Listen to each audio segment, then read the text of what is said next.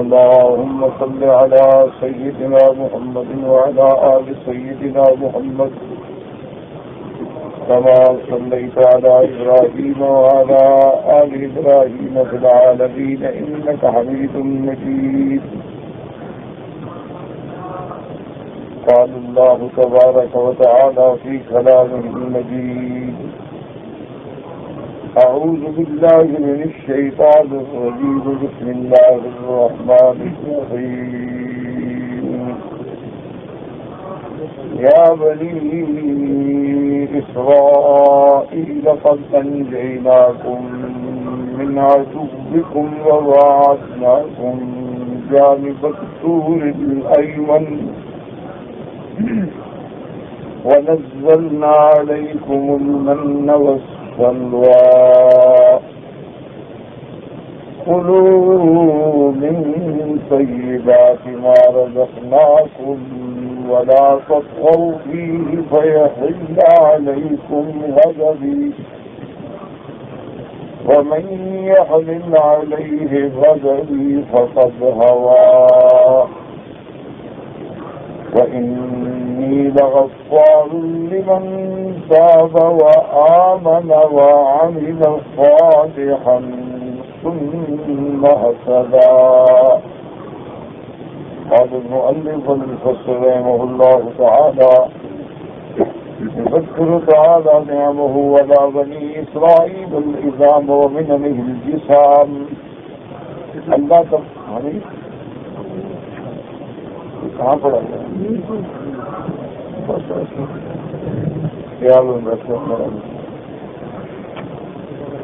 حيث أنجاهم من عدوهم فرعون. اللہ تبارک و تعالیٰ اپنے نعمتیں بنو اسرائیل پر یاد کراتے ہیں، جو بڑی بڑی نعمتیں اللہ نے فرمائیں جبکہ ان کو ان کے دشمن سے نجات دی. وَأَقَرَّ أَعْيُنَهُمْ مِنْهُ، اور اللہ نے ان کی آنکھوں کو ٹھنڈا کیا، ان کے سامنے دشمن ہلاک ہوا. وَهُمْ يَنْظُرُونَ إِلَيْهِ وَإِلَى جُنْدِهِ قَدْ غُرِقُوا فِي صَبِيحَةٍ وَاحِدَةٍ لَمْ يَنْجَ مِنْهُمْ أَحَدٌ. کہ بنو اسرائیل اپنی آنکھوں سے دیکھ رہے تھے کہ فرعون اور اس کے لشکر کو اللہ تبارک و تعالیٰ نے ایک ہی وقت میں سب کو غرق کر دیا، ہلاک کر دیا، ان میں کسی کو بھی نجات نہ ملی.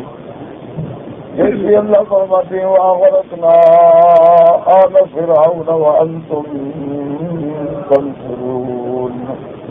اللہ نے فرمایا جیسے ہم نے غرق کیا آل فرعون. یاد رکھیں لفظ آل جو ہے اس سے مراد صرف اولاد نہیں ہوتی، بلکہ اس سے مراد وہ لوگ ہوتے ہیں جو اتباع کرنے والے ہیں، یعنی جو فرعون کے نقش قدم پہ چلنے والے وہ آل فرعون، جو میرے مدنی سرکار رحمت دو عالم کے قدم پہ چلنے والے وہ آل محمد مصطفیٰ.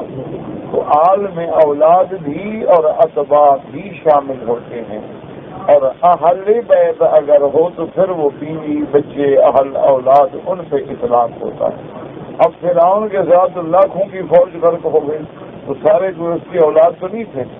اللہ نے فرمایا: وَأَغْرَقْنَا آلَ فِرْعَوْنَ وَأَنْتُمْ تَنْظُرُونَ.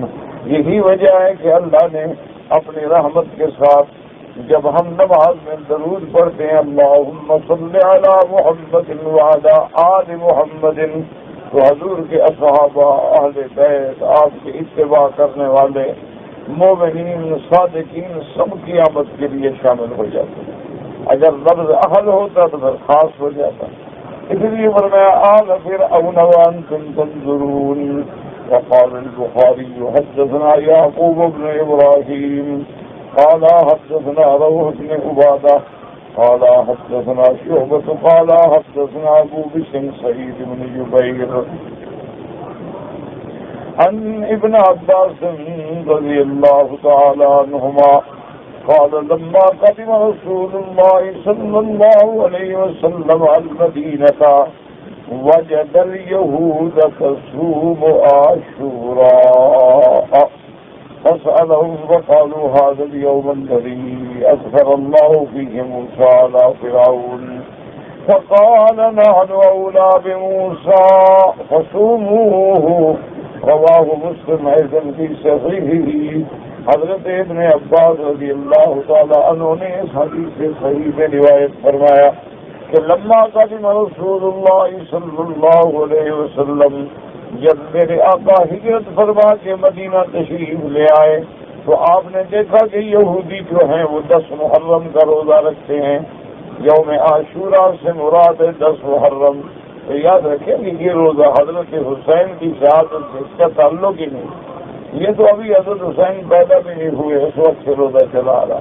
تو حضور صلی اللہ علیہ وسلم نے پوچھا یہودیوں سے کہ تم جو روزہ رکھتے ہو تو اس کی وجہ کیا ہے؟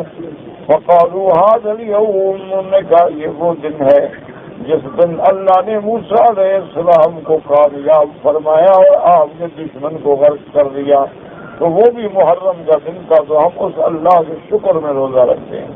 حضور پاک نے فرمایا کہ نحن اولیٰ بموسیٰ فصوموہ، آپ نے اپنی صحابہ کو، امت کو حکم دیا کہ موسیٰ علیہ السلام سے تو پھر ہمارا تعلق زیادہ ہے، لہذا تم بھی روزہ رکھو۔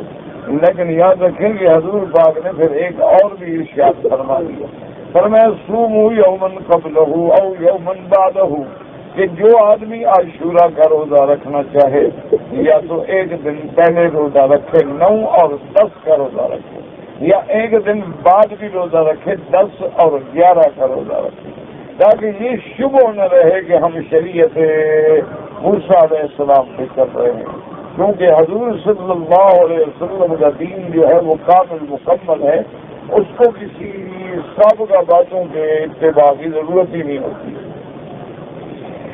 ثم انه تعالى بعد موسى وبني اسرائيل بعد هلاك فرعون الى جانب الطور الايمن، وهو الذي كلمه الله تعالى عليه وسأل فيه الرؤيا واعطاه التوراة هنالك۔ اب اللہ تبارک و تعالیٰ نے پھر موسیٰ علیہ السلام کو بلایا، اور بنی اسرائیل کو جب فرعون ہلاک ہو گیا، غرق ہو گیا، اللہ نے ان کو حکم دیا کہ جانب طور الایمن، کہ طور کی داہنی جانب میں پہنچ جائیں، اور یہ وہی جگہ ہے هو الذی کلمہ اللہ تعالی، جس جگہ اللہ نے حضرت موسیٰ علیہ السلام سے کلام فرمایا تھا۔ تو پہلا کلام بھی اسی جگہ ہوا، اللہ نے حکم دیا کہ وہاں آپ بنو اسرائیل کو لے کے آئیں، اور یہی وہ جگہ ہے سأل فیہ الرؤیا، کہ جس جگہ حضرت موسیٰ علیہ السلام نے اللہ سے سوال کیا تھا کہ میرا مولا مہربانی فرما کے مجھے اپنا دیدار بھی کرا دیں، کہ جب کلام سے نوازا ہے تو زیارت سے بھی نواز دیں، لیکن اللہ نے حکم فرمایا کہ آپ نہیں دیکھ سکتے۔ قال رب ارنی انظر الیک قال لن ترانی ولكن انظر الى الجبل فإن استقر مكانه فسوف ترانی۔ اللہ نے فرمایا موسیٰ علیہ السلام آپ ہرگز نہیں دیکھ سکتے، میری رؤیت کا تحمل نہیں کر سکتے۔ اچھا آپ اس پہاڑ کی طرف دیکھیں، ہم اپنے پہاڑ پہ تجلی ڈالتے ہیں، دیکھو یہ پہاڑ برداشت کر سکتا ہے۔ فلما تجلی ربه للجبل جعله دكا وخر موسى صاعقا، اب اللہ نے جب تجلی ڈالی تو وہ پہاڑ جو تھا دور کا ریزہ ریزہ ہو گیا۔ تو یہ وہی جگہ جہاں اللہ نے آپ کو بلایا دوبارہ۔ وفي غضون ذلك عبد بن اسرائیل العجل كما يقصه الله تعالی قریبا، اور اسی دور میں جب بنو اسرائیل جو ہیں بچڑے کی عبادت میں مبتلا ہوئے، وأما المن والسلوى فقد تقدم الكلام على ذلك بسورة البقرة وغيرها۔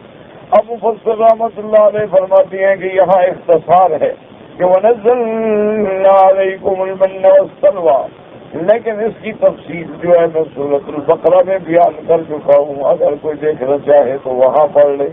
فَالْمَنُّ حَلْوًا كَانَتْ تَنزِلُ عَلَيْهِم مِّنَ السَّمَاءِ، من کہتے ہیں کہ حلوے قسم کی کوئی چیز تھی، کوئی میٹھی چیز تھی، ترنجبین۔ وَالسَّلْوَىٰ طَائِرٌ يَسْقُطُ عَلَيْهِمْ، اور سلوہ سے مراد ایک پرندہ ہے جو ان کے اوپر پکا ہوا گرتا تھا۔ فَيَأْخُذُونَ مِنْ كُلِّ قَدْرِ الْحَاجَةِ إِلَى الْغَدِّ، تو وہ ایک دن کی غذا لے لیتے اور دوسرے دن اللہ پھر دے دیتے۔ لطفاً من اللہ ورحمۃ بہم واحسانا الیہم، یہ اللہ کا لطف و کرم تھا، یہ اللہ کا احسان تھا کہ اس تی کے میدان میں ان کے لیے بادلوں کا سایہ کر دیا گیا۔ ان کے پینے کے لیے پانی کا انتظام کر دیا گیا اور ان کے کھانے کے لیے من و سلوہ اتارا گیا اور ساتھ حکم دیا گیا کلوا من طیبات ما رزقناکم، اللہ نے حکم فرمایا کہ جو پاکیزہ چیزیں ہیں ان سے کھاؤ پیو۔ اسلام بھی کسی چیز سے منع نہیں کرتا کہ جو چیزیں حلال ہیں، جو چیزیں حلال طیب ہیں، ان سے اسلام استفادے سے نہیں روکتا۔ آدمی اچھا کپڑا پہنے، اچھا لباس رکھے، اچھا گھر رکھے، اپنا بیوی بچوں پہ اچھا خرچ کرے، اچھی چیز پکا کے کھائے، اسلام اس سے منع نہیں کرتا۔ اسلام منع کرتا ہے کہ حرام نہ کھاؤ، اسلام منع کرتا ہے کہ حرام نہ پہنو، اسلام منع کرتا ہے کہ حرام چیزیں استعمال میں نہ لاؤ، اسلام منع کرتا ہے کہ زنا نہ کرو۔ لیکن اگر اللہ نے تمہیں نصیحت دی ہے، طاقت دی ہے، دولت دی ہے، ایک کے بجائے 2 شادیاں کر لو، 2 کے بجائے 3 شادیاں کر لو، 3 کے بجائے 4 شادیاں کر لو۔ اسی طرح اللہ حلال سے منع نہیں کرتے، حرام سے منع کرتے۔ کلوا من طیبات ما رزقناکم ولا تطغوا فیہ ویحل علیکم غضبی، ای کلوا من ھذا الرزق الذی رزقتکم ولا تطغوا فی رزقی وتأخذوه من غیر حاجۃ وتخالفوا ما امرتکم بہ۔ اللہ نے فرمایا کہ بنو اسرائیل یہ جو میں نے رزق عطا فرمایا کھاؤ، لیکن اپنی حاجت سے زیادہ چھپانے کی کوشش نہ کرو، اپنے حاجت سے زیادہ ضائع کرنے کی کوشش نہ کرو، اس لیے اللہ کی نعمتوں کی قدر کیا کرو۔ پہلے تو گھر میں اتنا پکائیں جو گھر والوں کو پورا ہو جائے، اور اگر زیادہ ہے تو ہمسایوں کو، غریبوں کو، مسکینوں کو، یتیموں کو بھجوانے کا بندوبست کریں۔ اسی لیے روایات میں آتا ہے کہ دیکھا کہ دعوت ولیمہ جو ہوتی ہے نا، شادی کی دعوت، ایک روایت میں آتا ہے کہ بڑا برا کھانا ہے کہ بڑے لوگوں کو ملتا ہے اور غریب محروم رہتے ہیں، کیونکہ جب شادیوں کی دعوت ہو تو ہر آدمی بڑے لوگوں کو بلاتا ہے، غریبوں کو کون بلاتا ہے؟ غریب تو بھولے سے بھی آ جائے کہ ڈنڈے مارو بھگاؤ یار، یہ کیا انہوں نے باہر میرا لگا رکھا۔ تو اس لیے حالانکہ ہمیں حکم ہے کہ اگر وہ کھانے بچیں تو اللہ کی نعمت کی ناقدری نہ کریں، اللہ تبارک و تعالیٰ کی نعمتوں کا کفران نہ کریں۔ آج تو بڑے آدمی وہی ہوتے ہیں نا کہ 10 آدمی ہیں تو 20 آدمی کا کھانا ہے، باقی پڑا ہوا ہے، تاکہ لوگ کہیں دیکھو جی کتنا خرچ کیا، کمال کیا، کھانا سب رول رہا ہے، کھانا رول رہا تھا کا مانا اللہ کے عذاب کو دعوت دینے والی بات، اللہ کے غضب کو دعوت دینے والی بات کہ اللہ کی نعمتیں ہیں، بچ گیا ہے، پیک کرو، غریبوں کو بھیج دو، مسکینوں کو بھیج دو۔ اب یہاں الحمدللہ ایسے انتظامات ہو گئے ہیں کہ شادی گھروں میں باقاعدہ ان خیراتی اداروں کے ٹیلی فون لگے ہوتے ہیں نمبر، کہ جب کھانا بچے آپ فون کریں اور فوراً آئیں گے، پیک کریں گے، لے جائیں گے اور غریبوں کو تقسیم کریں گے۔ تو اگر ایسے انتظامات کر لیے جائیں تو کوئی مشکل نہیں ہوتا۔ اس لیے اللہ پاک نے فرمایا ہے کہ آپ فَيَحِلَّ عَلَيْكُمْ غَضَبِي يَغْضِبُ عَلَيْكُمْ، اگر تم نے تجاوز کیا تو پھر اللہ کا غضب ہوگا۔ وَمَن يَحْلِلْ عَلَيْهِ غَضَبِي فَقَدْ هَوَىٰ، قال علی بن ابی طلحہ رضی اللہ عنہما، ای فقد الشقا، جس پہ اللہ کا غضب ہو گیا وہ بدبخت ہو گیا۔ وقال شفاء ابن مانے ان فی جہنم قصرا یوم الکافر منها علاؤ فیہوی فی جہنم 40 خریفا قبل ان یبلغ الصلصال۔ اور شفیع ابن مانے کہتے ہیں کہ جہنم میں ایک مکان ہوگا جس میں کافروں کو پھینکا جائے گا اوپر سے، تو وہ تقریباً اس میں 40 سال تک لڑکتے لڑکتے اس کی تہ تک پہنچے گا۔ وذلك قوله تبارک و تعالی ومن يحلل عليه غضبي فقد هوى، وقوله تبارک و تعالی وإني لغفار لمن تاب وآمن وعمل صالحا، أي كل من تاب إلي تبت عليه من أي ذنب كان حتى أنه تاب هذا عذاب النبذ من بني اسرائیل۔ اللہ نے فرمایا جو بندہ میری طرف رجوع کرتا ہے، سچے دل سے توبہ کرتا ہے، چاہے وہ شرک سے توبہ کرے، کفر سے توبہ کرے، ہر گناہ سے توبہ کرے، میں توبہ قبول کرتا ہوں۔ جیسے کہ اللہ نے بنو اسرائیل جنہوں نے گاؤں کی عبادت کی تھی، اللہ نے ان کو بھی حکم دیا کہ تم توبہ کرو، تمہیں توبہ قبول کر لو۔ وقوله تبارک و تعالی وإنی لغفار لمن تاب، تابا کا مانا رجع لوٹ آیا، اما کا نبی کفر نو شرک نو معصیت نو نفاق، کہ اگر شرک میں ہے، کفر میں ہے، نفاق میں ہے، گناہوں میں ہے، جب لوٹ آئے. لیکن یاد رکھو کہ توبہ کے لیے 3 شرطیں ہیں. توبہ کا معنی یہ نہیں ہوتا کہ زبان سے کہو میری توبہ میری توبہ، اللہ لاکھ توبہ، کروڑ توبہ، 10 کروڑ توبہ، یہ توبہ نہیں ہوتی.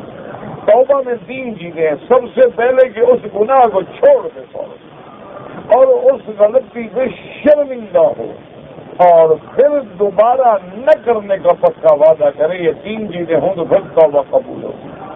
یہ توبہ نہیں ہوتی کہ آدمی توبہ بھی کر رہا ہے اور دل میں ارادہ ہے کہ ابھی جا کے میں باہر سگریٹ پیوں گا، اور ابھی باہر نکلوں گا تو شیو کراؤں گا، ابھی باہر نکلوں میری توبہ میرا اللہ ہر گناہ سے بچے. تو اللہ کے عذاب کو دعوت دینے والی بات کہ گناہوں کی دل میں نیت ہے، گناہوں کا ارادہ ہے، سگریٹ کی ڈبیاں جیب میں ہیں، اور جوال اور موبائل پہ گانے لگے ہوئے جیب میں ہیں، اور میرا اللہ ہر چھوٹے بڑے گناہ سے توبہ ہے. کیا اللہ سے دھوکہ کر رہے ہیں؟ یخادعون اللہ والذین آمنوا، تم اللہ اور ایمان والوں کو دھوکہ دینا چاہتے. توبہ کا معنی ہوتا ہے اس گناہ کو چھوڑ دے فوراً اور آئندہ کے لیے نہ کرنے کا عزم کرے، اور جو غلطی ہو گئی ہے اس میں ندامت ہو، شرمندگی ہو کہ ہائے مجھ سے کیا ہو گیا. کب ہوتی ہے سچی توبہ؟ اسی کا نام توبہ نصوح ہے. اس لیے فرماتے ہیں انی لغفار لمن تاب وآمن وعمل صالحا. غفار مبالغے کا سوا کہ بہت بخشنے والا. اللہ سے زیادہ بخشنے والا کون ہوگا؟ کہ آدمی 70 سال گناہ کرے، 1 منٹ کے لیے توبہ کرے تو سارے معاف ہونے کے لیے اللہ تیار ہے، سارے گناہ بخشنے کے لیے تیار ہے. وآمن ای بقلبی، سچا ایمان، وعمل صالحا ای بجوارحہ، لیکن ایمان کا اثر بھی ہو کہ اس کے اعضاء اللہ کی فرما برداری میں لگ جائے. ایمان کا تقاضا یہ ہے کہ اللہ نے حکم دیا ہے تو پاؤں جو ہیں وہ مسجد کی طرف جا رہے ہیں، ہاتھ جو ہیں وہ قرآن پکڑ رہے ہیں، نظر جو ہے وہ کعبے پہ پڑ رہی ہے. یہ نہیں کہ لوگوں کے چہروں پہ اور عورتوں کے چہروں پہ پڑ رہی. جو اللہ نے ہمیں آزاد دی ہے اس کو صحیح کام میں لگایا جائے. اب دیکھیں نا، اگر آزاد کو صحیح کام میں نہ لگایا جائے تو دنیا کی گاڑی نہیں چل سکتی، تو آخرت کی کیسے چلے گی؟ کوئی آدمی اپنی گاڑی کا ٹائر نکال کے چھت پہ باندھ دے تو گاڑی تھوڑی چلے گی. ٹائر کی جگہ پہ آئے گا، اسٹیئرنگ کی جگہ پہ آئے گا، ہر پرزہ اپنے مقام پہ آئے گا. اسی لیے اللہ نے جو ہمیں عقل دیا، دماغ دیا، قوات دی ہیں، جب یہ اللہ کی فرما برداری میں خرچ ہوتی ہے تب اللہ راضی ہوتا ہے. اس کے بعد فرماتے ثم اهتدى، اس کا کیا معنی ہے؟ پھر اس کو شک نہ ہو ایمان، ایسا پکا ایمان. قال علی بن ابی طالب بعد اسم من شکک، فقال سعید بن جبیر ثم اهتدى استقام على السنة والجماعة، کہ پھر وہ ہمیشہ سنت اور جماعت پہ قائم رہے. جیسے اللہ قرآن میں فرماتے ان الذين قالوا ربنا الله ثم استقاموا تتنزل عليهم الملائكة. منع ہے کہ پھر توحید میں جم جاؤ، اہل سنت والجماعت کے عقیدے پہ جم جاؤ. ورانا ابو مجاہد والضحاک وغیر واحد من السلف. وقال قتادہ ثم صدامن لزم الاسلام حتى يموت، کہ اسلام کو ہمیشہ تھام کے رہے ہیں موت تک. یعنی اگر مرنے سے پہلے نعوذ باللہ کافر ہو گیا تو سارا دن ختم ہو گیا. اس لیے حکم ہے کہ ولا تموتن الا وانتم مسلمون، اس حال میں موت آئے کہ ہمارا عقیدہ دین اسلام پہ ہو. وقال سفیان الثوری ثم اهتدى علم ان لهذا سببا وصلها هنا لترتیب الخبر على الخبر. اب مفسر رحمۃ اللہ علیہ فرماتے ہیں، سفیان ثوری رحمۃ اللہ علیہ فرماتے ہیں ثم اهتدى کا معنی کہ اس کو پتہ ہو کہ مجھے میرے اعمال صالحہ پہ اللہ بہتر بدلہ عطا فرمائیں گے. جیسے فرمایا ثم قال من الذين آمنوا وعملوا الصالحات وما أعجلك عن قومك يا موسى قال هم أولئك على أثري وأجلت إليك رب لترضى قال فإنا قد فتنا قومك من بعدك وأضلهم السامري. فرجع موسى إلى قومه غضبان آسفا قال يا قوم ألم يعدكم ربكم وعدا حسنا أفطال عليكم الأحد وما أردتم أن يهل عليكم غضب من ربكم فأخلفتم موعدي قالوا ما أخلفنا موعدك بملكنا ولكننا حملنا أوزارا من زينة القوم فقذفناها فكذلك ألقى السامري فأخرج لهم عجلا جسدا له خوار فقالوا هذا إلهكم وإله موسى فنسي أفلا يرون أن لا يرجع إليهم قولا ولا يملك لهم ضرا ولا نفعا لما صار موسى عليه السلام ببني إسرائيل بعد هلاك فرعون. اب موسیٰ علیہ السلام جب چلے فرعون غرق ہو گیا اس کے بعد وَأَتَوْا عَلَىٰ قَوْمٍ يَعْكِفُونَ عَلَىٰ أَصْنَامٍ لَهُمْ وَقَالُوا يَا مُوسَىٰ اجْعَل لَّنَا إِلَٰهًا كَمَا لَهُمْ آلِهَةٌ قَالَ إِنَّكُمْ قَوْمٌ تَجْهَلُونَ إِنَّ هَٰؤُلَاءِ مُتَبَّرٌ مَّا هُمْ فِيهِ وَبَاطِلٌ مَّا كَانُوا يَعْمَلُونَ. اب موسیٰ علیہ السلام جب فرعون کے غرق ہونے کے بعد چلے تو راستے میں دیکھا کہ ایک قوم جو ہے وہ بت پرستی میں ہے، تو آپ کی قوم بھی کہنے لگی کہ موسیٰ علیہ السلام جیسے انہوں نے محسوس طور پہ اپنے سامنے خدا کا تصور رکھا ہے، ہمیں بھی ایک چھوٹا خدا بنا دو. حضرت موسیٰ علیہ السلام ناراض ہوئے، فرمایا تم بہت بڑی جاہل قوم. فَوَاعَدَهُ رَبُّهُ 30 لَيْلَةً. اللہ نے حکم دیا کہ موسیٰ علیہ السلام آئیں طور پہ اور 30 دن جو ہے روزے رکھیں. آپ نے 30 دن روزے رکھے، پھر اللہ نے حکم دیا کہ ان کو پورا کرو 40. اس لیے آیا ہے کہ اس کے بعد آپ نے 40 دن روزے رکھے. ثم أتبع وتمت 40 ليلة أن يصومها ليلا ونهارا. اور یہ روزہ ایسا تھا کہ دن اور رات میں بھی روزہ، دن میں بھی روزہ. وقد تقدم في حديث الفصول بيان ذلك. صار موسى عليه السلام باطنا إلى الطور. اب موسیٰ علیہ السلام طور کی طرف جلدی چلے قوم سے. واستخلف على بني إسرائيل أخاه هارون. اور اپنا خلیفہ بنایا حضرت ہارون علیہ السلام کو. ولهذا قال تعالى وما أعجبك عن قومك يا موسى قال هم أولئك على أثري. اللہ نے فرمایا کہ موسیٰ علیہ السلام قوم کو چھوڑ کے تم جلدی کیوں آ گئے؟ اور حضرت وہ بھی آ رہے ہیں، حاضر ہو رہے ہیں. قادمون ينزلون قريبا من الطور. آنے والے ہیں، طور کے قریب پہنچنے والے ہیں. وَأَجِلْتُ إِلَيْكَ رَبِّي لِلتَّوْبَةِ. اور مولا میں جلدی آیا تھا کہ آپ راضی ہو جائیں کہ آپ کے حکم پہ میں سب سے پہلے پہنچاؤں. ایسے تو زیادہ نہیں ریزن راضی تو آپ پہلے بھی ہیں، یعنی مزید رضا حاصل. قال فإنا قد فتنا قومك من بعدك وأضلهم السامري. اللہ بعد نے فرمایا کہ موسیٰ علیہ السلام ہم نے آپ کی قوم کو فتنے میں ڈالا ہے اور ان کو سامری نے گمراہ کر دیا ہے. اخبر تعالیٰ نبی موسیٰ علیہ السلام وكان بعده من الحدث بني إسرائيل وعبادتهم العجل الذي عمله ذلك السامری. وہ سامری نے جو ہے گائے کا بچڑا بنایا اور اس میں وہ مٹی ڈالی، آواز آنے لگی بس یہی خدا ہے. ساری قوم واپس آ گئی جہاں خدا ادھر آ گیا ہے نعوذ باللہ. کیونکہ قوموں کا حال یہی ہے کہ جب یہ کوئی عجیب واقعہ دیکھتے ہیں نا بس فوراً عقیدے ختم تباہ ہو جاتے ہیں. اللہ بات یہ تو کسی جوگی کے ہاتھ میں بھی کوئی بات دیکھ لیں، کسی مداری کے ہاتھ میں کوئی بات دیکھ لیں، کسی جادوگر کے ہاتھ میں کوئی چیز دیکھ لیں، کسی منجم کے ہاتھ میں کوئی چیز دیکھ لیں، بس فوراً آ جائیں گے واہ یہ تو بہت بڑا بزرگ ہے. وہ نماز نہیں پڑھتا بزرگ ہے، اللہ کے فرائض کے قریب نہیں جاتا بزرگ ہے. اللہ کے بندے ایک نماز کا تارک جو ہے مسلمان نہیں رہتا تو بزرگ کیسے ہو گیا؟ ایک نماز چھوڑنے والا بندہ کافر ہو جاتا ہے. ائمہ ثلاثہ کے نزدیک فاسق ہے. امام احمد بن حنبل رحمۃ اللہ علیہ فرماتے ہیں وہ کافر ہے اگر بے نماز مر جائے فرماتے لا صلی اللہ علیہ اس کا جنازہ بھی نہ پڑھو، ولا يدفن فی قبور المسلمین، وہ فرماتے ہیں مسلمانوں کے قبرستان میں دفن بھی نہ کرو۔ امام احمد بن حنبل فرماتے ہیں کہ اگر بیوی بے نماز ہے تو نکاح ختم، اگر شوہر بے نماز ہے تب بھی نکاح ختم، کہ ایک کافر ہو گیا، کافر کا مسلمان سے نکاح ہی نہیں ہو سکتا۔ یہ تو ائمہ ثلاثہ ہیں جن نے کہا کہ فاسق ہے، فاجر ہے، ورنہ بہرحال حدیث میں ظاہر لفظ جو ہے وہ کفر کا ہے۔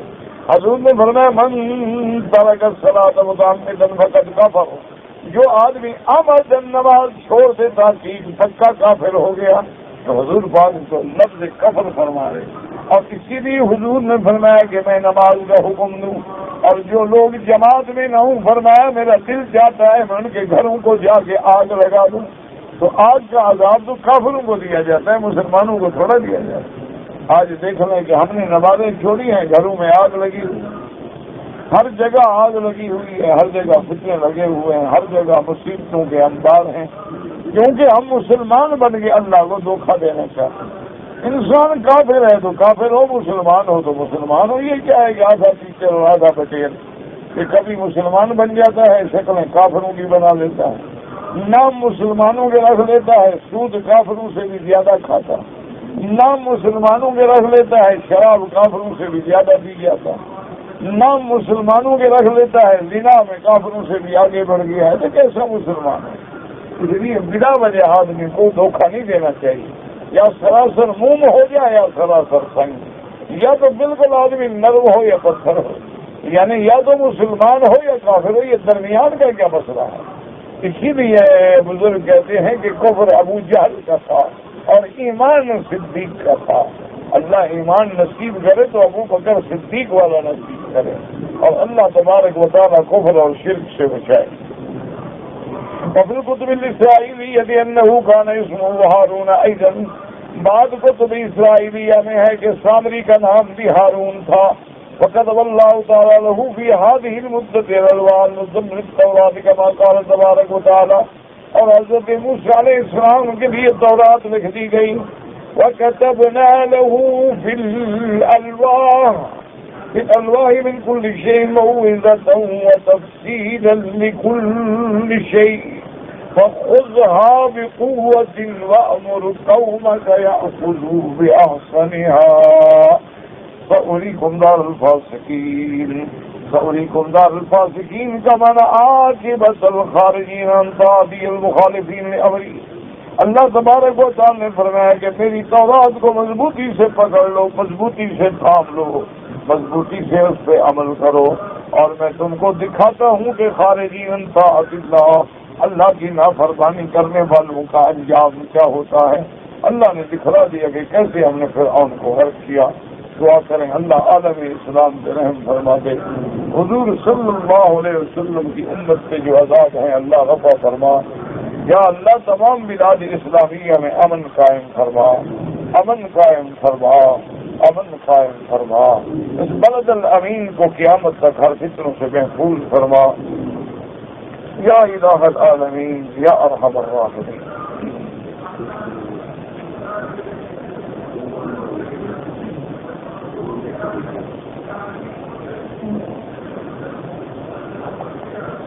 کہتے جی کہ لوگ گناہ بھی کرتے ہیں، سزا کے طلبگار بھی ہوتے ہیں، اور رجم کا سلسلہ یہاں رجم کا اور باقاعدہ سزا اسلامی دی جاتی ہے، لیکن یاد رکھیں کہ جیسے سزا اسلامی بڑی سخت ہے اس کا ثابت ہونا بھی بڑا مشکل ہوتا ہے، کیونکہ اللہ تبارک و تعالیٰ یہ نہیں چاہتے کہ چار جھوٹے گواہ کھڑے ہو جائیں کسی پہ رجم کروا دیں۔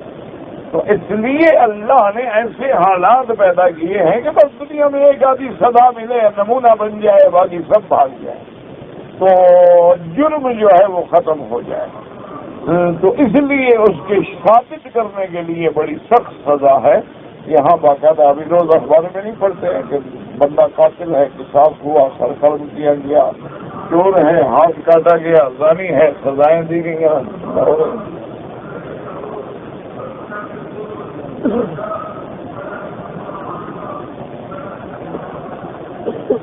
کہتے جی کہ میری بیوی پاکستان سے حیض کی حالت میں مکے میں داخل ہوئی، 5 دن یہاں مکہ میں تھی، 6 دن جو ہیں ہم میاں بیوی آپس میں ملے، 7ویں دن عمرہ کیا۔ تو جب وہ عمرے میں تھی، احرام میں تھی، تو میاں بیوی کے ملنے کا کیا مطلب؟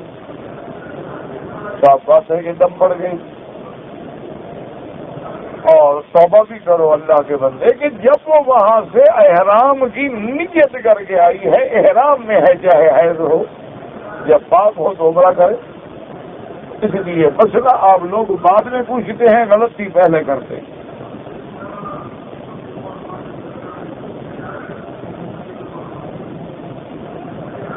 کہتے جی کہ طواف کرنا افضل ہے یا کسی عالم دین کا درس سننا افضل ہے؟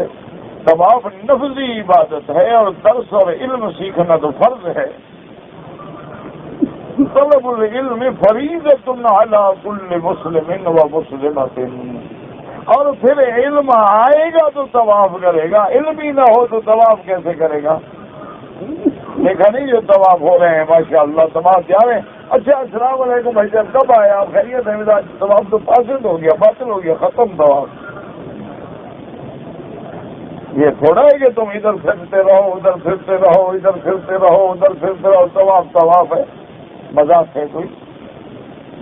اسی لیے حضرت ابن عباس فرماتے ہیں کہ الطواف کالصلاۃ، کے طواف تو نماز کی طرح ہے، جیسے نماز میں سینہ پھر جائے نماز ختم۔ یہ تھوڑا ہوتا ہے کہ طواف ایک مذاق ہے، جا رہے ہیں، اچھا اچھا السلام علیکم، اچھا تم ہوٹل جاؤ، میں ابھی آ رہا ہوں۔ یہ کون سا طواف ہے بھائی؟ یہ کہاں کا طواف ہے؟ اللہ کے بندے جب طواف شروع کرو تو کامل ادب کے ساتھ حجر اسود کا وہ جو نیچے نشان بنایا ہے، جس کو لوگوں نے آج کل مسلح بنا رکھا ہے، وہاں نماز شروع کرتے تھے۔ اللہ اکبر! اتنی بڑی جاہل قوم کا کیا کرے آدمی؟ ہو جائیں گے سنت پر۔ اللہ اکبر! یہ مطاف ہے، تم نے فرض پڑھ لیا ہے، ہٹ جاؤ پیچھے جا کے آرام سے سنت پڑھو، نفل پڑھو، نہ کسی کے لیے عذاب بنو، نہ کوئی تمہارے لیے عذاب بنے۔ لوگ گر رہے ہیں، گردن کے اوپر سے گزر رہے ہیں، حاجی صاحب کھڑے ہیں۔ تو جب تم درس نہیں سنو گے، علم نہیں سیکھو گے، تو طواف اسی طرح کرو گے، نماز اسی طرح پڑھو گے۔ سب سے پہلی چیز یہ ہے کہ آپ عمرے پہ آ رہے ہیں، اللہ آپ کا عمرہ قبول کرے، اللہ ہمارے ٹوٹے پھوٹے لفظ قبول کرے۔ عمرے کی کتاب لے لو، اس کو بار بار پڑھو، جو سمجھ نہ آئے نشان لگاؤ، عالم کے پاس جاؤ، یہ بات مجھے سمجھ نہیں آ رہی، آپ مجھے سمجھائیں۔ آپ کتاب پڑھیں، اس میں سمجھیں کہ طواف کس کو کہتے ہیں، وقوف کس کو کہتے ہیں، حجر کس کو کہتے ہیں، ملتزم کس کو کہتے ہیں، مقام ابراہیم کس کو کہتے ہیں، شروع کہاں سے کرنا ہے، ختم کہاں ہم نے کرنا ہے۔ یہ ساری چیزیں جو ہیں یہ تو علم ہے، اس کو سیکھنا ہے، اس کو پڑھنا ہے۔ ایک چھوٹی سی کتاب لے لیں، ہر زبان میں کتابیں موجود ہیں، اردو، انگریزی، فرینچ، فارسی، کوئی دنیا کی زبان نہیں جس میں کتاب زبان نہیں لکھی ہے۔ کتاب لے کے آپ بیٹھ کے پڑھیں۔ اچھا آپ پڑھے ہوئے نہیں، پڑھے ہوئے کو کہو بھی تم ہمیں پڑھ کے سناؤ،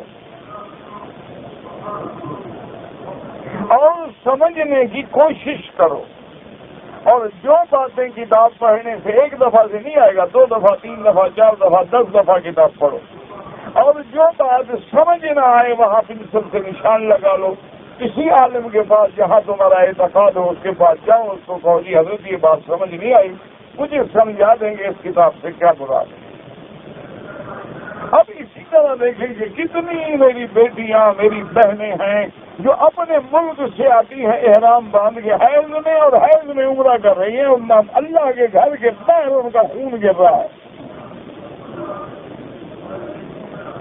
وہ صفائی والے بیچارے، اللہ ان کو جزا دے، وہ بیچارے کبھی ڈیٹول لگا رہے ہیں، کبھی ایئر فریشنر مار رہے ہیں، کبھی صفائی کر رہے ہیں۔ کئی حاجیوں کے پاؤں کے نیچے چلا گیا، ان کو خون بھی لگا ہوا ہے، طواف کر رہے ہیں۔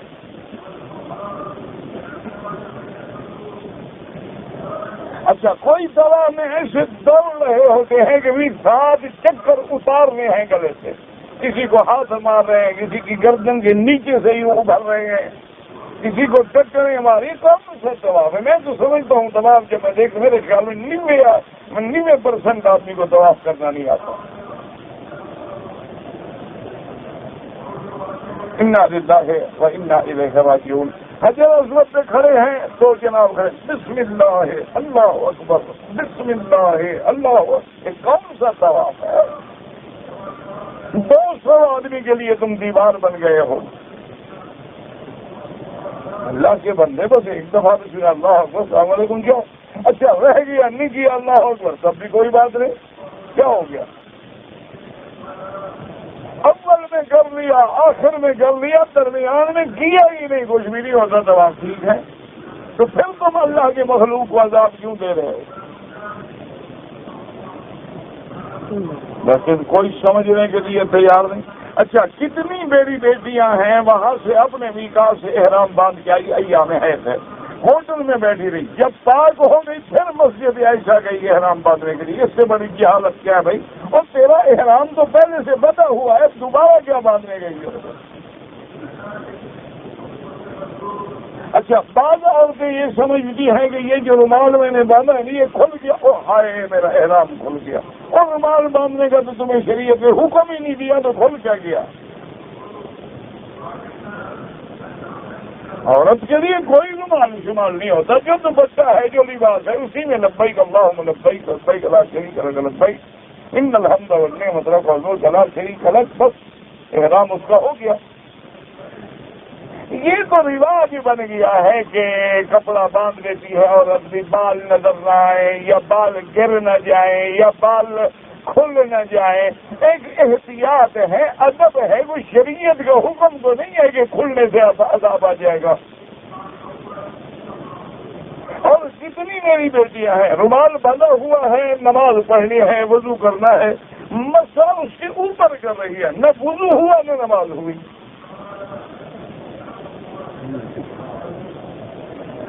وہی تمہیں زخم ہے پٹی بندھی ہوئی ہے کہ کھولنے سے عذاب آ جائے گا. جب تک وہ رومال کھول کے مسا نہ کرے مسا ہوتا نہیں. جب مسا نہ ہوا وضو نہ ہوا وضو نہ ہوا نماز نہ ہوا وضو نہ ہوا طواف نہ ہوا. کیا آپ نے کبھی مسئلہ سمجھا ہے اس کو؟ خامند کو نہیں آتا سمجھائے کیا؟ اس کو تو یہی انتظار ہوتی ہے کہ پیکج میں ہوٹل کا کمرہ ملا ہے موقع ملے بس بیوی سے لیٹنے کا. عمرہ جاتا ہے تو جائے جہاں سے نکلا ہے جائے.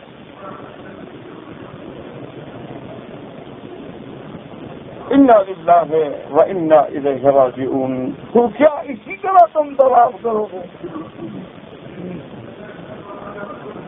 رکن یمانی ہے اس کو کوئی پتہ نہیں. کوئی لگا ہوا ہے بوسہ دے رہا ہے کوئی دھکے دے رہا ہے موقع بھی ہے بسم اللہ اللہ اکبر نبی نے چل گیا کچھ بھی نہیں.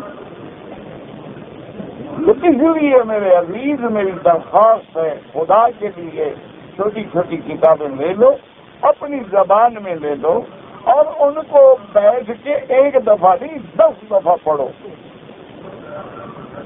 کتنے لوگ ہیں جو کتابیں لے کے حرم طواف کرتے ہیں اور دعائیں مانگ رہے ہیں اور بالکل غلط پڑھ رہے ہوتے ہیں اللہ معاف کرے اللہ معاف کرے ایسے کلمات پڑھ رہے ہوتے ہیں کہ شرک اور کفر ہو رہا ہوتا.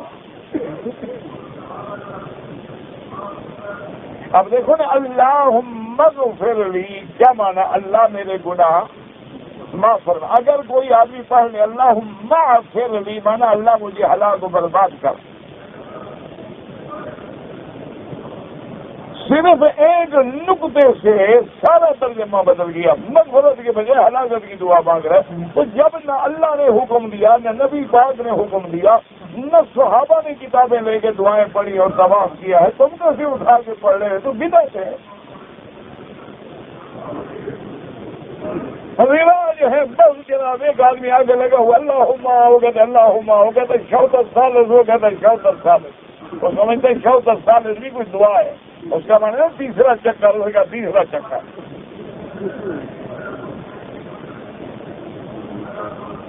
انا للہ و انا الیہ راجعون. یاد رکھو کہ اللہ نے اتنی آسان کیا ہے کہ طواف کا معنی یہ ہے کہ تو اللہ کے گھر کے باہر پھر رہا ہے دل دماغ کو حاضر کر کے یہ وہ مقام ہے جہاں محمد رسول اللہ نے بھی طواف کیا ہے۔ امام مالک رحمت اللہ علیہ امام دار الحجرہ جتنا زندگی مدینے میں رہے ہیں، مدینہ منورہ کے حدود حرم میں کبھی آپ سواری پہ نہیں بیٹھتے تھے، پیدل چلتے تھے۔ جب ساتھیوں نے کہا حضرت اتنی تکلیف کرتے ہو، فرمایا جہاں حضور کے قدم آئے ہوں میری سواری کا قدم آئے میں نہیں برداشت کر سکتا۔ ہمارا عشق تو وہی آسان ہے، 12 ربیع الاول کو جھنڈیاں لگا دو، درود کے بجائے انگوٹھے چوم لو، 11ویں شریف کا دودھ پی کے گردنیں موٹی کرو، بس انشاءاللہ آگے مسئلہ حل ہو جائے گا، تکڑے ہو جاؤ۔ اب رمضان المبارک آ رہا ہے، کیا تم نے تیاری کر لی ہے رمضان کی کہ روزہ کیا ہے؟ کیا تم نے تیاری کر لی ہے کہ روزے کے اندر کیا واجبات ہیں، کیا مستحبات ہیں، کیا مکروہات ہیں؟ کیا تم نے تیاری کر لی ہے کہ لیلۃ القدر کا کیا مرتبہ ہے، کیا مقام ہے، میں نے کیسے تلاش کرنا ہے؟ کیا تم نے تیاری کر لی ہے کہ صیام و رمضان و قیام و رمضان کا معنی کیا ہے؟ کیا تم نے تیاری کر لی ہے کہ تراویح کے ادا کرنے کا صحیح طریقہ کیا ہے؟ کیا تم نے تیاری کر لی ہے کہ افطار کا اور سحری کا مسنون طریقہ کیا ہے؟ یہ کہاں کی سنت ہے؟ نبی پاک کی سنت ہے سموسے بناؤ اور پکوڑے کھاؤ۔ پتہ نہیں کس آدمی نے یہ سنت جاری کی ہے کہ ساری دنیا جناب ٹوٹی پڑ رہی ہوتی ہے پکوڑے اور سموسے اور پتہ نہیں کیا کیا بلائیں، ایک میدا خالی ہے اور اندر جہنم ڈالی جا رہی ہے، ماشاءاللہ آگ ہی آگ بھر رہے ہیں ہم نے۔ وہی حضور نے فرمایا مسنون یہ ہے کہ کھجور سے افطار کرو، اور کھجور بھی تازہ ملے تو سبحان اللہ، اگر تازہ نہ ملے تو چلو خشک کھجور سے افطار کرو، فرمایا اگر غریب ہو کھجور نہ ملے تو پانی سے افطار کرو۔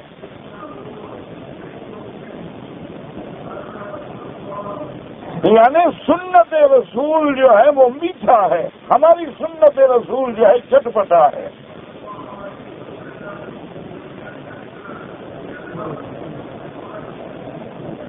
آج تک کسی نے سوچا ہے کہ سحری کی ابتدا کہاں سے ہوگی اور انتہا کہاں تک ہوگی؟ آج تک آپ نے مسئلہ سیکھا ہے کہ اگر امام نے صلاۃ القیام میں رکوع اور سجدہ لمبا کر دیا تو تم کیا پڑھو گے؟ ضرورت ہی نہیں۔ 10 عمرے بھی آئے ہیں، ہوٹل کا پیکج ہمارے پاس ہے، واپس جائیں گے، سبحان اللہ، اللہ بڑا راضی مہربان جناب، اللہ نے ہمیں مکہ دکھایا۔ ابو جہل کہاں رہتا تھا؟ اس پہ بھی اللہ راضی تھا؟ تمہیں تو دکھلایا، وہ تو پیدا ہی یہاں ہوا، وہ تو جوان بھی زمزم پی کے ہوا، ساری زندگی مکے میں گزری، طواف بھی تم سے زیادہ کیے، تم نے تو مسجد کی اینٹ بھی رکھی، اس نے کعبہ بھی بنایا۔ تو یہ مکے میں آ جانا، مکے میں رہ جانا، یہ کوئی بڑی بات نہیں، بات یہ ہے کہ ایمان سے رہنا نصیب ہو، ادب سے رہنا نصیب ہو۔ اگر مدینے میں رہنا بڑی بات ہوتی تو عبداللہ ابن ابی کہا تھا، مدینے میں رہتا تھا، مدینے کا سردار بن رہا تھا، اس کو کفن محمد مدنی کے کرتے میں دیا گیا اور جنازہ خود نبی نے پڑھا، اللہ نے فرمایا محمد مصطفیٰ سیدھا جہنم جا رہا ہے۔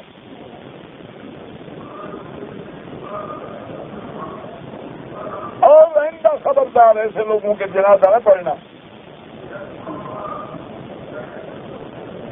نہ سمجھے کرے، سبحان اللہ، صحیح 10 سال ہو گئے مکے شریف میں، بیوی تو چھوڑا تھا، بھائی ہے پیچھے، ماں باپ صحیح ویسے ہی بوڑھے ہو گئے ہیں، ان کو کوئی خاص ضرورت نہیں ہے، مر جائیں گے انشاءاللہ، کوئی اٹھا کے گلے میں پھینک دے گا۔ ہم 10 سال سے صحیح مکے میں بیٹھے ہیں، سبحان اللہ۔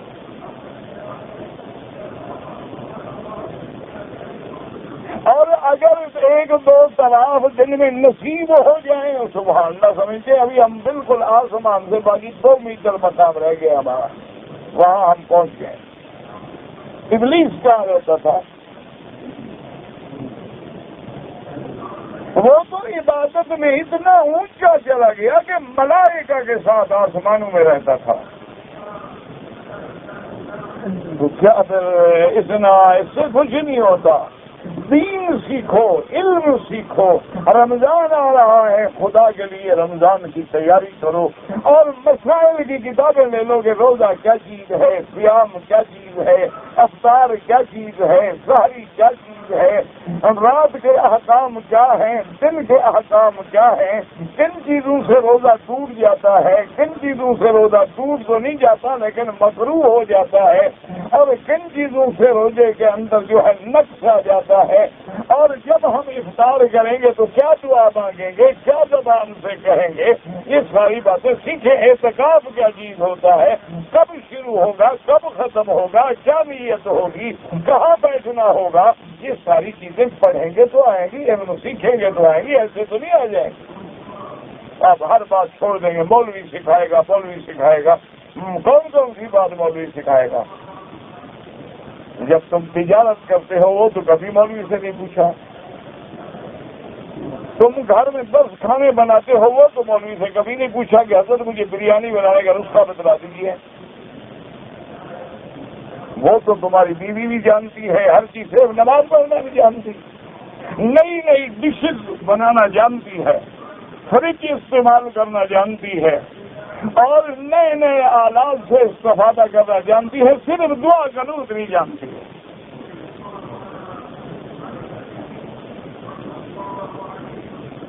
انگریزی کی فلموں کے ہیرو ہیروئن کے نام پوچھیں تو حافظ ہوگی، لیکن پوچھو دعائے قنوت نے کہا میرے خاوند کو نہیں آتی، مجھے کہا ہے، پہلے میرے خاوند کو تو پڑھاؤ۔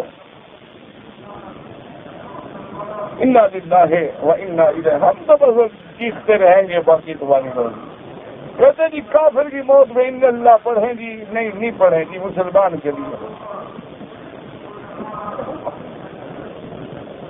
کہتے جی شیعہ کلمہ پڑھتا ہے، ہاں پڑھتا ہے، کیوں نہیں پڑھتا؟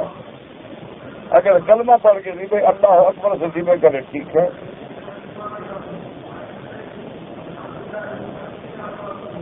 مکے میں لوگ جو موجود ہیں حج کے لیے نیت اپنے گھر سے کریں گے، مسجد عائشہ نہیں جانا۔ مسجد عائشہ تو عمرے والا جاتا ہے، حج والے کی کیا ضرورت ہے جانے کی؟ کہتے جی کہ قربانی جو ہم نے دینی ہے، دم جو ہم نے دینا ہے، افضل یہ ہے کہ خود ذبح کرو۔ اگر آپ ذبح نہیں کر سکتے ہیں تو پھر کسی کو وکیل بنا دیں، چاہے بینک کو بنا دیں، چاہے بندے کو بنا دیں، لیکن سوچ سمجھ کے وکیل بنانا۔ یہاں بڑے پہنچے ہوئے بزرگ رہتے ہیں، 2-2 ہزار بکریوں کے پیسے جمع کر کے 200 ذبح کر کے باقی کے لیے دعا کر دیتے ہیں۔ اللہ سب کی بکریاں قبول ہے۔ دیکھو نا جی 200 اگر لیا ہو، اچھا قوم ہماری ایسی پاگل ہے کہ بینک تو بیچتا ہے 450 اور وہ بیچ رہا ہے 250 کی، کہاں اس کے باپ کا مال آئے گا آسٹریلیا سے؟ لالچ میں اسی سے اس کو تو پتا ہے نا 250 کا 200 بہت دے دے گا رسید آپ کو، کیوں اس کو پتا ہے میں نے ذبح تھوڑا کرنا ہے، مجھے 100 مل جائے کافی ہے۔ اس نے تو 500 بکری کے پیسے جمع کر کے 100 ذبح کر دیے، 400 کے بچہ نہیں، اس کو 50 ریال تو کہے گا انشاءاللہ میں ذبح کر دوں گا، باقی پیسے خود ڈال دیں گے۔ ایسا فکر نہ کرو، اللہ نے مجھے بول دیا ہے۔ اس نے کرنا ہی نہیں ذبح۔ جس نے ذبح کرنا ہے کم از کم 250 میں خریدے گا، 30 ریال ذبح کرنے والے کو دے گا، تو کم از کم اس کو 289 کی تو خود پڑے گی، اور باقی وہ گوشت باہر کے ملکوں کو بھیجتے ہیں، اس کا کرایہ لیتے ہیں تاکہ غریبوں کو گوشت پہنچ جائے، تو اس سے کم کا تو کوئی تصور ہی نہیں۔ اس لیے خیال رکھنا، کسی کا اعتبار نہ کرنا، خود ذبح کرو، یا کوئی بہت زیادہ قابل اعتماد آدمی ہے وہ کہتے ہیں جی میں آپ کی بکریاں کرا دوں گا، اس کو بھی شرط یہ ہے کہ ہم آئیں گے ہمارے سامنے کراؤ۔ اعتبار کرو گے نا انشاءاللہ فی امان اللہ، حج قبول۔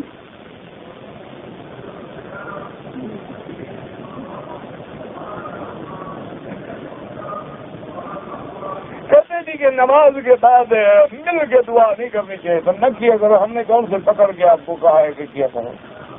کبھی خط بھیجے آپ کو کہ ضرور دعا کرو، نہ کرو، کرو مرضی نہ کرو۔ یہ دعا تو قوم اٹکی ہوئی ہے، ساری دنیا میں جو عذاب ہے اسی مسئلے کی وجہ سے آیا ہوا ہے۔ حضور کی امت کو خدا کے لیے نہ لڑاؤ، دعا مانگ لو الحمدللہ، نہ مانگو الحمدللہ، ہاتھ اٹھا لو الحمدللہ، نہ اٹھاؤ الحمدللہ، مل کے مانگ لو الحمدللہ، اکیلے مانگ لو الحمدللہ۔ کوئی مسئلہ نہیں ایسا جس میں کفر و اسلام کا جھگڑا پڑ جائے۔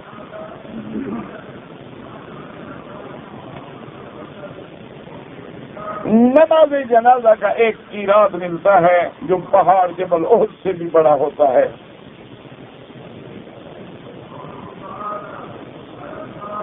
کہتے جی کہ اب ہماری آرزو ہے کہ ہم رمضان المبارک کا عمرہ کریں، اللہ سب کو نصیب کرے، دعا کریں اللہ ہمیں بھی نصیب فرمائے، اللہ ہر مسلمان کو رمضان کا صیام و قیام نصیب فرمائے اور بغیر کسی تکلیف کے نصیب فرمائے اور ہماری تکلیفیں بیماریاں بھی رفع فرما دیں۔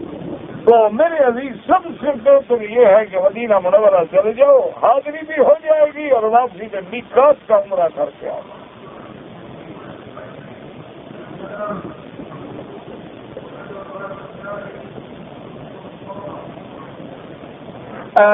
زید کہتا ہے کہ حضور نے اس طرح نہیں پھروایا، زید جو کہتا ہے وہ غلط کہتا ہے، حضور نے اس طرح پھروایا۔ حضور پاک کے بال مبارک یہاں تک بھی تھے، یہاں تک بھی تھے، یہاں تک بھی تھے۔ شمائل کی کتاب لے کے دیکھ لو۔ کہتے جی کہ بعض شیعہ جو ہیں وہ اس لیے سیاہ کپڑے پہنتے ہیں کہ غلاف کعبہ جو ہے وہ سیاہ ہے، لہذا کپڑے بھی سیاہ ہونے چاہیے، سارا سال سیاہ پہنے، ہمیں کیا تکلیف ہے، لاکھ دفعہ پہنے۔ وہ سبز پگڑی اس لیے باندھتے ہیں کہ حضور کا روضہ سبز ہے، اور کسی پیر کا روضہ جو ہے وہ اگر گولڈن کلر کا ہو تو ایک پارٹی نکالو جو گولڈن پگڑی باندھنا شروع کر دے۔ خدا کا خوف کرو، نبی کو پتہ نہیں تھا کہ غلاف کعبہ سیاہ ہے، حضور نے تو کبھی سیاہ لباس نہیں پہنا، بلکہ حضور نے تو فرمایا کہ جو آدمی غم میں یا مصیبت میں سیاہ کپڑے پہنتا ہے، فرمایا من لبس سودا وضرب الاخدود وشق الجیوب فلیس منا، جو سیاہ کپڑے پہنے، چہروں پہ تھپڑ مارے، سر پہ مٹی ڈالے، فرمایا محمد مدنی کی جماعت سے اس کا کوئی تعلق ہی نہیں ہے۔ حضور نے سیاہ پگڑی باندھی ہے فتح مکہ کے موقع پر، ہمارا ایمان ہے، جائز ہے، لیکن ساری زندگی جو حضور نے پگڑی سفید باندھی ہے، ساری زندگی والی سنت پہ عمل کرو گے یا 4 گھنٹے والی سنت پہ عمل کرو گے؟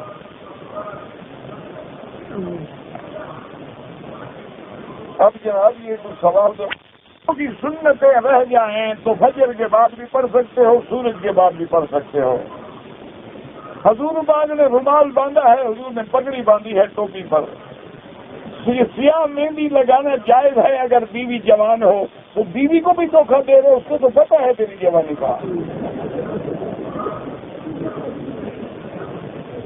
بھائی کسی اور کو تو دھوکے میں آ سکتا ہے، بیوی کیا دھوکے میں آئے گی، اس کو تو پتہ ہے جناب کی جوانی کا، بڑھاپے کا۔ بہرحال سیاہ مہندی لگانا ناجائز ہے۔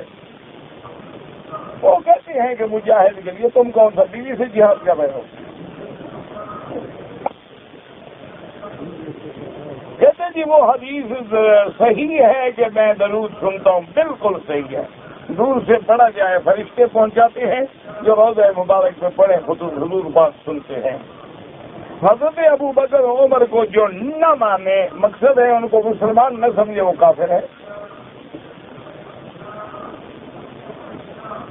تراویح کی نماز میں قرآن دیکھ کے پڑھنا جائز ہے نہیں، سنت مؤکدہ ہے، جتنا یاد ہے وہی پڑھو۔ نفل میں علماء نے گنجائش رکھی ہے دیکھ کے پڑھنے کی، اور اب تو اللہ کا شکر ہے حضرت ایک پتھر اٹھاؤ 10 ہاتھ نیچے سے نکل آتے ہیں، اب دیکھ کے پڑھنے کی کیا ضرورت ہے؟ اب ماشاءاللہ حافظوں کی قطار ہے، علم رخصت ہو گیا، پڑھنے والے بہت ہو گئے۔ یہ بھی علامات قیامت میں ہے۔ حضور نے فرمایا کہ یکثر القراء یقل العلم، قرآن پڑھنے والے قاری تو بہت ہوں گے لیکن عالم نہیں ہوں گے۔ حرم میں نمازی کے آگے بالکل نہ گزریں، مجبوراً گزریں تو سجدے کی جگہ سے دور گزریں۔ فتاوی شامی میں انگوٹھے چومنے کو لکھا ہے تو آپ نے شامی کا کلمہ پڑھا ہے یا محمد رسول اللہ کا پڑھا ہے؟ میں کہتا ہوں قرآن ہے کہ یا ایھا الذین آمنوا صلوا علیہ وسلموا تسلیما، وہ بھی مستحب آپ ڈھونڈ رہے ہیں، وہ بھی ایک قول لے آئے نا، حدیث ملی نہ قرآن ملا، ایک قول لے آئے ہیں ایک فقیہ کا، اللہ اس پہ رحمت کرے، خود اور پتہ نہیں تم نے سمجھا بھی ہے اس نے کیا لکھا ہے۔ شامی ایسی کتاب نہیں جو ہر آدمی سمجھ لے۔ اگر طائف والے لوگ بغیر احرام کے آئیں تو دم پڑ جائے گا۔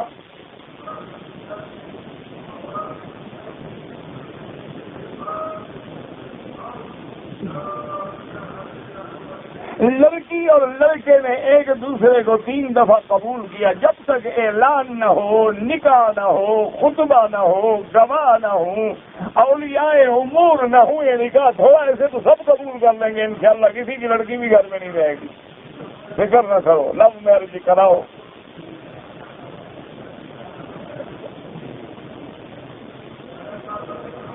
ایک آپ نے گھر میں اللہ کا شکر ہے ڈش لگا دیا ہے، دوسرا آپ نے انٹرنیٹ لگا دیا ہے، ہر قسم کی ویب سائٹ اس کے ہاتھوں میں ہے، پھر اس کو تم سے اجازت لینے کی کیا ضرورت ہے؟ وہ سارے مراحل ویب سائٹ سے طے ہو جاتے ہیں۔ موسیٰ علیہ السلام کے زمانے میں اتنے بندے کہاں سے آ گئے تھے؟ اللہ میاں سے پوچھنا قیامت میں کہ اس زمانے میں اتنے بندے کیوں آ گئے؟ لوگ بہت ہو جاتے ہیں، آپ کی آواز نہیں پہنچتی تھی، میرے بس میں تو نہیں، میں تو جتنا دور لگا سکتا ہوں لگاتا ہوں، باقی اللہ کے ہاتھ میں ہے۔ کہتے ہیں جب موسیٰ علیہ السلام پیدا ہوئے تو اور فرعون تھا، جب غرق ہوئے تو اور فرعون تھا، جو بھی تھا فرعون تھا، اللہ نے عذاب کیا۔ اب تمہیں کو گرا دیا، تمہاری شادی کر رہے ہو۔ فرعون اول تھا، دوم تھا، سوم تھا، چہارم تھا، خدا غرق کرے، ملعون غرق ہو گیا جان۔ ہماری کو برادری ہے تحقیق کریں کہ ارے مصر دوم تھا کہ مصر اول تھا، کیا ضرورت ہے ہمیں بھائی؟ وہ اپنا علم دکھانا چاہتا ہے نا کہ میں نے تحقیق کی ہے، تم فرعون پہ تحقیق کر رہے ہو، دین پہ تحقیق کرو۔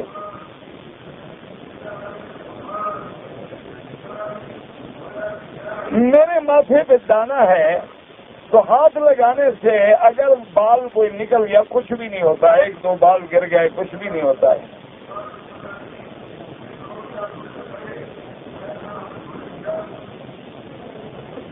کہتے جب ہم لوگ پاکستان سے آئے ہماری نیت تھی مدینہ منورہ جانے کی، لیکن جدہ میں آنے کے بعد 2 دن رہے، پھر حالات ارادہ بدل گیا، پھر جدہ سے احرام باندھ کے عمرہ کیا۔ ٹھیک ہے کوئی دم نہیں، کیونکہ آپ کی سفر اول میں نیت مکے کی نہیں تھی، نیت مدینہ منورہ کی۔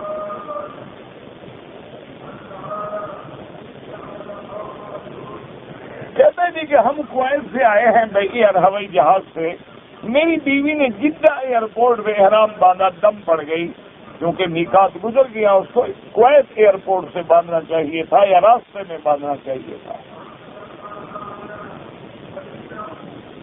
میری بہن بھی ساتھ تھی، اگر اس نے بھی احرام نہیں باندھا اس پر بھی دم پڑ گئی، باقی اس کی دم کون دے؟ اگر اس کے پاس پیسے ہیں وہ خود دے، ورنہ تم بھائی ہو تم دے دو۔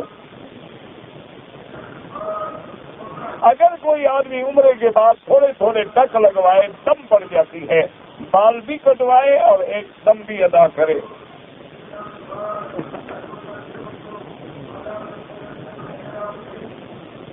میں نے 2 رکعت پڑھی، پھر میں نے خوشبو لگائی، کنگھی بھی دی، ابھی تلبیہ نہیں پڑھا تھا، کوئی گناہ نہیں۔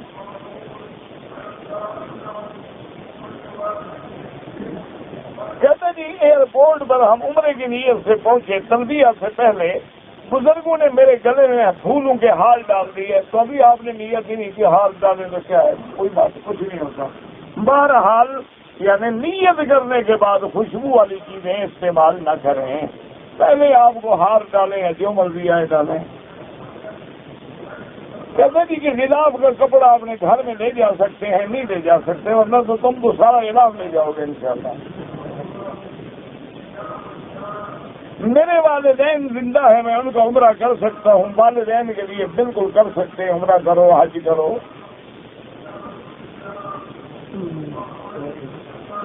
کہتے جی کہ موبائل سے عبادت میں خلل ہوتا ہے، دعا کرو اللہ لوگوں کو ہدایت دے۔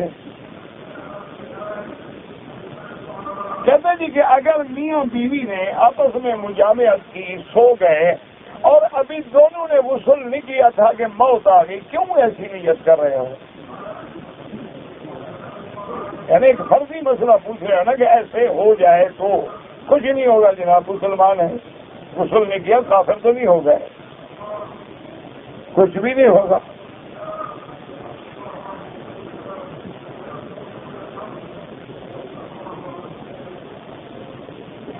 کہتے ہیں جی کہ مجھے فرضی روزے کے درمیان میں مجھے سر کے درد کی اتنی شدید تکلیف ہوئی کہ میں برداشت نہیں کر سکا، میں نے دوا پی لی، روزہ ٹوٹ گیا، اس کا بدلے ایک روزہ بعد میں رکھ لینا اور کچھ نہیں۔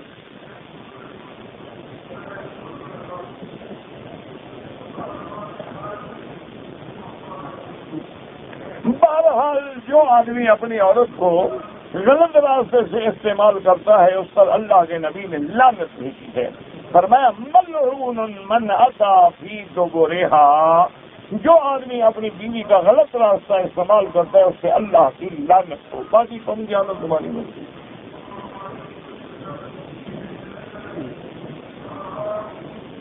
جب ہم استلام کریں گے تو طواف نہیں ہوگا، وہ وقوف ہوگا کہ ایک سیکنڈ ٹھہریں گے، پھر اگر ہمارا سینہ حجر اسود کی طرف ہو کوئی بات ہو تو وقوف ہے، طواف تو ہے ہی نہیں۔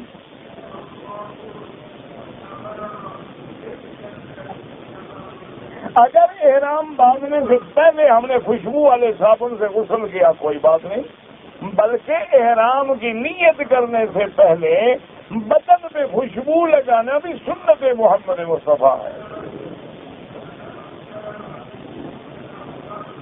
اگر کسی نے احرام پہنا ہوا ہے، حجر اسود پہ اس نے ہاتھ لگایا، ہاتھ کو خوشبو لگ گئی، اگر نظر آ رہی ہے خوشبو تو دھو ڈالے فوراً، کوئی جرمانہ نہیں۔ چلتی ہوئی ٹرین میں یا اڑتے ہوئے جہاز میں نماز بالکل جائز ہے، لیکن قبلے کی طرف رخ کر کے نماز شروع کرنی ہوگی، اور اگر کھڑے ہو کے پڑھ سکتے ہیں تو بیٹھ کے نہ پڑھیں۔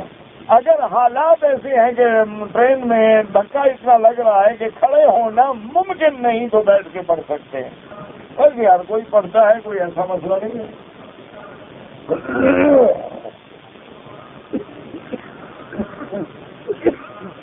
اگر کسی آدمی نے روزے کے ساتھ آنکھوں میں دوائی ڈالی، بہتر ہے کہ نہ ڈالے ورنہ روزہ نہیں ٹوٹے گا انشاءاللہ، لیکن بعض علماء کہتے ہیں کہ مسام کی وجہ سے دوائی اندر چلی جاتی ہے۔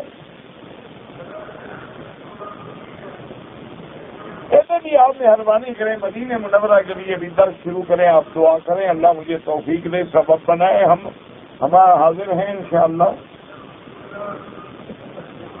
اگر ایک آدمی نے اپنی بیوی کو روزے کی حالت میں بوسو کنار کیا، روزہ ٹوٹتا ہے نہیں ٹوٹتا، لیکن ٹوٹنے کا خدشہ تو ہو گیا نا، ایسا کرو نہیں، روزہ نہیں ٹوٹتا، فکر نہ کرو، حضور نے بوڑھوں کو اجازت دی ہے، جوانوں کو منع کیا ہے۔